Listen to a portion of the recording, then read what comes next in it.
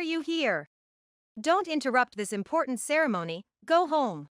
Why is my husband marrying another woman? Why am I being yelled at to leave? Lo and behold, my husband is trying to have a ceremony with another woman.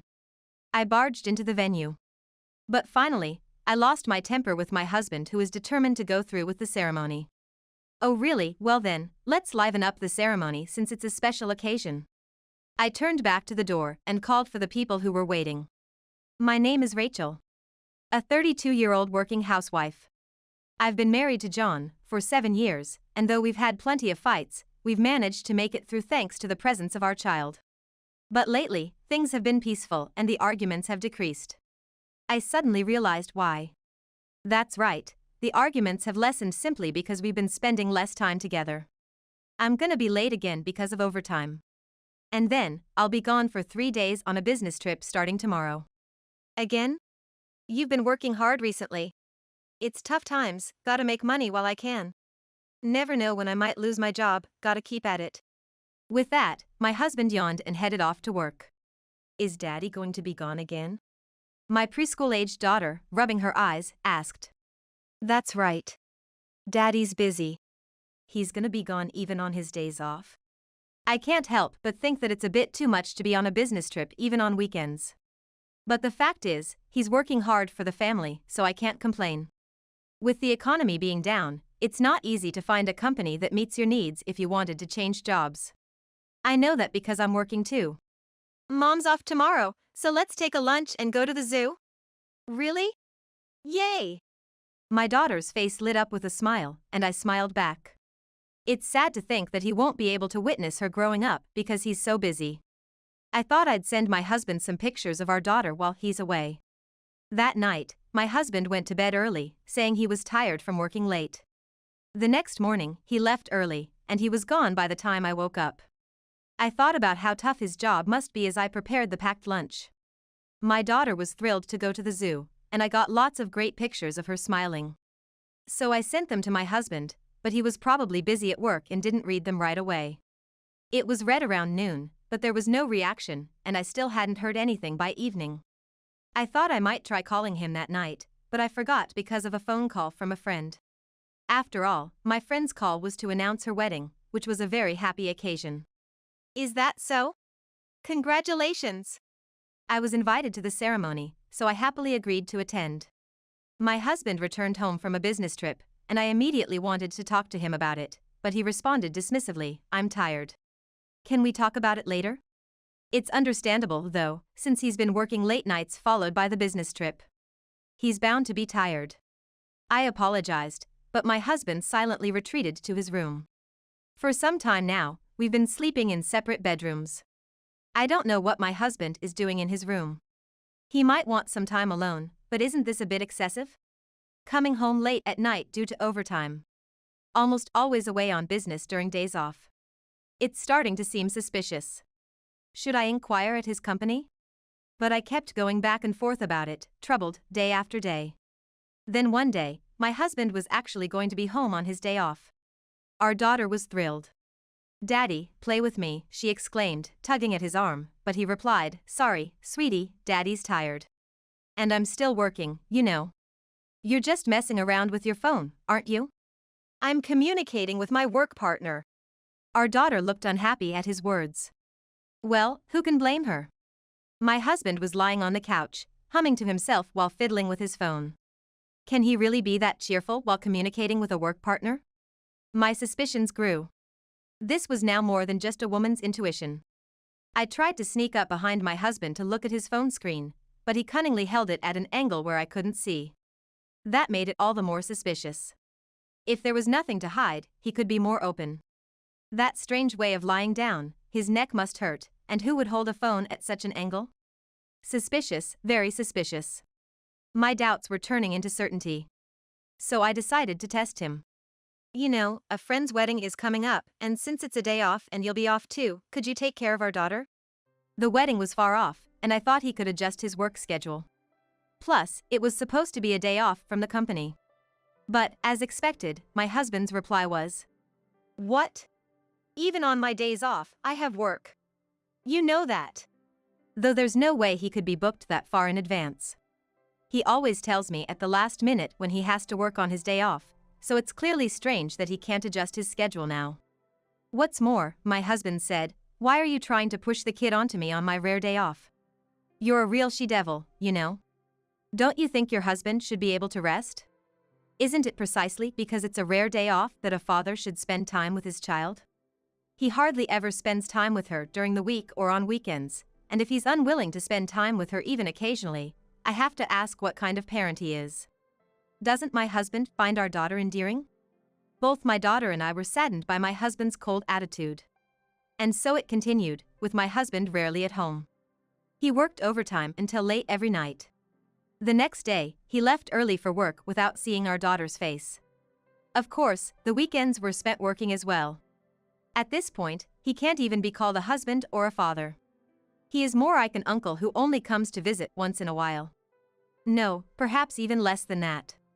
This may require a serious talk.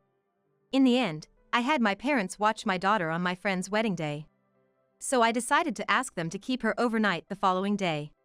My daughter has stayed at my parents' house by herself before, so it should be fine.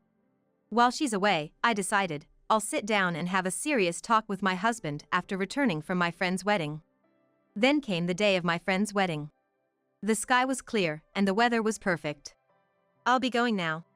My husband left early in the morning. Dressed very casually. He said it was okay because he was working on his day off, but was it true? Well, everything will be clear when we talk tonight. With that thought, I got ready, dropped my daughter off at my parents', and headed to the wedding venue. Oh, what a grand place for a wedding. The venue was large and magnificent, with several halls that could host multiple weddings simultaneously. At the main entrance, the names of the couples getting married today were written. There were 4 couples in all. I noticed that a couple's last name was the same as mine. It's an unusual last name, but not unheard of. I thought it was a coincidence and looked around. I still had some time before my friend's wedding, but I could see some familiar faces here and there. As I approached to say hello, my friend looked at me with a slightly surprised face. Hey, you're early. What's up? Rachel, listen about that groom over there. Huh? My friend's face went pale, and she pointed with a trembling hand.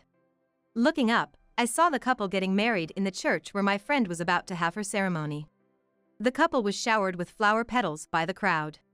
But then I thought, huh? That face looks familiar. John. From a distance, I squinted and then exclaimed in shock at the man at the center of the celebration. He didn't seem to hear me over the cheering, but I could hear the voices blessing the two. Among them was a voice saying, "John, make sure you make your wife happy." No doubt, the groom was my husband, John. What on earth is going on?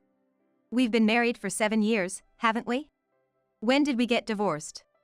I didn't know. No, we didn't, did we? We didn't get divorced, did we? Did he file the divorce papers without telling me? Should I check for avoid divorce? Today's a holiday, should I wait until the holiday's over? No, I can't wait, can I? That's definitely Rachel's husband, right? I thought he looked familiar. Just let me calm down for a second. Deep breaths are essential, staying calm is vital. I won't be able to have a sensible conversation if I'm all worked up. Trying to keep cool while dealing with the fact that one half of the happy-looking couple was my husband, I tried to calm down but couldn't at all. Well, of course, my own husband is marrying someone else. I can't calm down at all. In my exasperation, I almost tore at my carefully styled hair. My friend patted my shoulder, and the warmth of her hand finally helped me to think clearly. Nodding back at my nodding friend, I pulled out my cell phone. Once the ceremony was over, the reception would follow. The grand banquet hall was also home to the reception area. Looking at the sign at the entrance, I quickly found my husband's reception hall. I stood in front of the door and took a deep breath. Glancing back, I laid my hand on the door. I opened the door with a bang. In the silence, all eyes were on me. The guests at the reception stared at me in astonishment. After a quick glance at the attendees' faces, I looked straight ahead. There, the couple was about to cut their cake. One of them, the groom, was looking at me with the most surprised face. Of course, he would be, as the groom was my husband. My husband, John, seemed truly shocked. I silently approached him. Beautifully dressed, the bride, and John, holding a knife ready to cut the cake. He was dumbfounded for a moment, but when I stood sternly in front of him, he finally seemed to snap to his senses and started panicking. What are you doing here? John, in a flutter, drops the knife. Oh my, so much for the first joint effort of the newlyweds. It was the bride who spoke to the flustered John. John? Do you know this woman? The beautiful young lady was probably younger than me, maybe in her early 20s. John, clearly flustered, answered. Yeah, I know her. I don't know her. What on earth are you talking about? You're not making any sense. The bride's face showed her puzzlement at my husband's nonsensical statements. In his haste, John blurted out, actually, she's an old girlfriend I broke up with. An old girlfriend? Yes, my girlfriend before I met you. We broke up over personality differences, but she doesn't seem to accept it. She keeps following me around. Is that so? What the heck? I was utterly astounded by my husband's ridiculous story. Poor girl, she believes him. Feeling sorry for her, I was then glared at by John, who seemed to have changed his expression. Hey you, we broke up a long time ago. You're disrupting an important ceremony, I'm gonna sue you later. Just leave now. The moment he yelled at me like that, the thin string of patience snapped. I'm the one who's... What? What's with the mumbling? Just leave already. I'm the one who's gonna sue you. Whoa! He must not have expected me to snap back. John recoiled at my sudden counterattack. But I did not let up my attack. If you want to have the ceremony so badly, I'll let you have it. But without your relatives, it'll be lacking in excitement. I yelled, and I looked back at the entrance of the banquet hall. That's why I invited your relatives. What? Right after my words, John was stunned, and the door banged open again, revealing, what? Dad? Mom, too? Yes, John's parents. And also, wow. My brother, my sister, and even my aunts and uncles? Yes, all the relatives. What? Why is everyone here? I invited them. Rachel! You! You? What the heck? Why must I receive such a reproachful look? My husband, turning pale, tried to grab me, but his father was faster and stepped in front of him. John! You fool! Ouch! Wow, that punch from Dad looks painful. With unsympathetic eyes, I watched my husband's head get smacked. That's right, as soon as I saw my husband having the ceremony, I called his parents. Naturally, they were shocked. They came right away with all the relatives. Wait, Dad. Just listen to me. I won't hear it. Sit down, I'm going to lecture you. But this floor is hard. Just sit down. Yes, sir. His father's thundering voice was so authoritative. As he was scolded by his father, I smirked at him and spoke to the young woman standing beside me. She was still in shock, obviously the bride. I felt sorry for her but had to explain. I spoke to her. Nice to meet you, I'm John's wife. What? Wife? The bride, who had been staring at John in shock, turned to look at me. She's really cute. Just the type that John likes. By the way, I have an ordinary face. In terms of the difference between ideal and reality, I am the reality, and the girl in front of me is the ideal.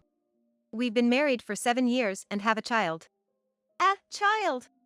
To the disbelieving bride, I showed her our wedding pictures. My in-laws had brought them for me. And then I showed her the pictures on my cell phone. A photo of John holding our daughter as a baby. I don't have any recent pictures since John's never around. The bride stared at the pictures, dumbfounded. She must have known nothing. So how did you and my husband meet? I asked her.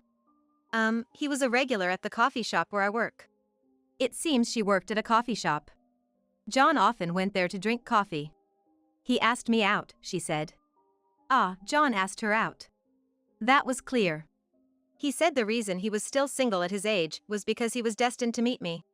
Yes, husband, I caught you in a big lie. He always came home after work and we always met on weekends. He often took me on trips. Oh my, the evidence is everywhere, isn't it? So, you were lying about working late and went to her house? He was meeting her on the weekends? I want to sue my husband, can I have that evidence? She readily agreed to my brazen request. All right, I've got the evidence. Now I can move forward with an advantage. Well, with all this evidence, I can surely get a divorce without any problems. My husband is continuously being nagged by my scary father-in-law. He's sobbing, but he has no right to cry. I bent down beside my sobbing husband and put my hand on his shoulder. With tears in his eyes, he looked up at me, making a truly pitiful face. Rachel, I'm sorry. I really wanted to have a wedding with her. She said if I don't marry her, she'll leave. Whatever. Just divorce me. I really didn't care, so I just nodded and said that to him. Then, my husband's eyes widened in shock. Wait, that's what surprises you? Divorce. No, I wasn't planning on going that far. What are you talking about, having a ceremony like this? You think you have the right to refuse? You're... I don't even want to call you by your name anymore. Since you've been cheating, I want the property settlement, and also child support, all paid in one lump sum. No, I don't want to. Not a divorce. What the heck are you talking about at a time like this? What's wrong with this guy? I can't forgive him as my husband or as a person. It's not just about me. You left our daughter alone, and you say you don't want to divorce. We don't need someone like you. Just marry someone else. No, it's not like that, Excuse me. I don't know what he's thinking, but my husband was crying and saying he didn't want a divorce. As I was coldly responding, I heard a small voice. Looking over, I saw the bride, who was looking down and hiding her expression. It was her. Samantha, no, it's not like that. I truly love you. Rachel kept refusing to divorce, and I couldn't get divorced easily. But I really wanted to marry you. Hold on, didn't you just say you didn't want to divorce me? He probably don't even know what he is saying. Basically, he is saying he doesn't want to divorce me, but he also want to marry Samantha. Are you an idiot? Before I could say that, my father-in-law said, "Are you an idiot?" and slapped his son on the head. Yeah, well done, father-in-law. That's enough. The one who said that, having seen it all, was Samantha. What? My husband asked, tears in his eyes. She turned her icy eyes, very cold eyes, on him. I don't want to marry you. What? I'm calling off this wedding. Thankfully, we didn't get the marriage license yet. And besides, you're already married. Bigamy is illegal. No, wait, Samantha. I love you. What about your wife? Huh? Oh, Rachel? I don't love Rachel. What? When Samantha asked about me, my husband was about to say he didn't love me, but I glared at him and he changed to, actually, I do love her. What's wrong with you, man? You idiot. It's not me this time. The one who yelled "you idiot" was Samantha. She finally snapped. I can't forgive you for proposing to me while you're married, or for betraying your wife and child. And then saying you love both of us, and want to marry but don't want to divorce. What do you think you are? I'm sorry. You don't have to apologize. I'm going to sue you. What? This is clearly fraud, isn't it? Marriage fraud. No way. Wait, Samantha, My husband is clinging to Samantha's dress. And what's more, he's reaching out to me with his left hand while grabbing the dress. Seeing this, I looked to the side. Samantha was looking at me, too. We exchanged glances, nodded simultaneously, grabbed the husband's hand. And together we pulled him up and shoved him away, shouting in unison, "Are you an idiot?" With a dumb cry, the husband crashed into the cake. After that, we apologized profusely to Samantha and those involved for ruining the ceremony. But they thanked us, saying they were glad to have been told. Nice people. When he was hesitant about marriage, I thought something was strange. But when I said if we can't get married, we should break up cleanly, he finally agreed. I wonder what he was planning to do after the wedding ceremony and registration, Samantha said. Really? I thought it was strange that he didn't want to invite relatives. He said he wasn't on good terms with them and didn't want to invite people from the company either, Samantha added. Yeah, it's weird that there were no guests from the husband's side. Samantha ended up getting a settlement, along with compensation for the husband's actions. It's been a good lesson in life. I want to find a decent person more carefully next time.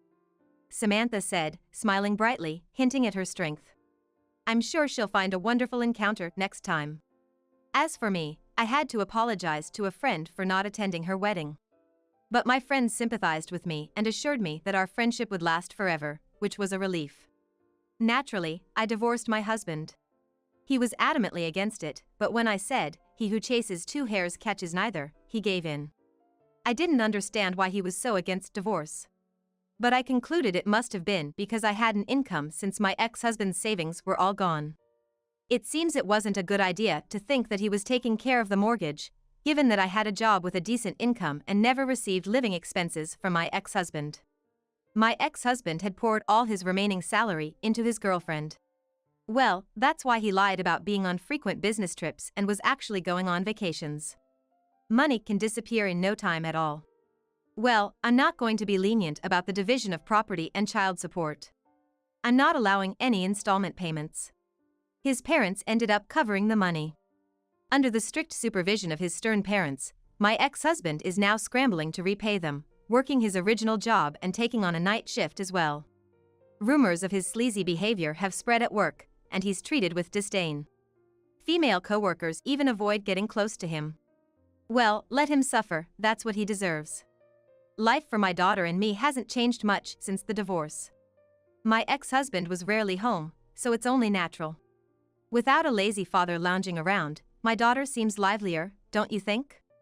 Watching her grow up healthy and cheerful, I can't help but laugh, thinking I must be careful that she doesn't end up with someone like her father in the future.